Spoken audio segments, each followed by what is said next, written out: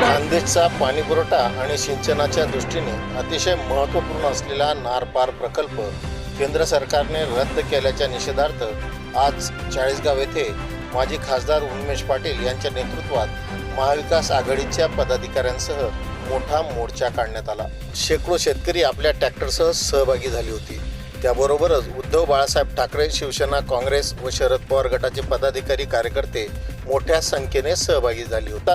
माजी खासदार उन्मेष पाटील यांनी खान्देशच्या हक्काचं पाणी गुजरातला पळवण्याचं षडयंत्र सहन करणार नाही। नारपारचे पाणी योजना पूर्ण झाल्यास खानदेशातील नद्या 12 महिने वाहत राहतील। हरित क्रांती खानदेशात घडेल असे सांगितले। खानदेशचं पाणी पळवलं जात आहे, भाजपाचे पदाधिकारी, कार्यकर्ते झोपलेत असं देखील ते म्हणाले। हक्काचं पाणी पळवण्याचा प्रयत्न हाणून पाडू, त्यासाठी आणखी लढा तीव्र करू असे यावेळी राष्ट्रवादीचे जिल्हाध्यक्ष प्रमोद पाटील यांनी सांगितले।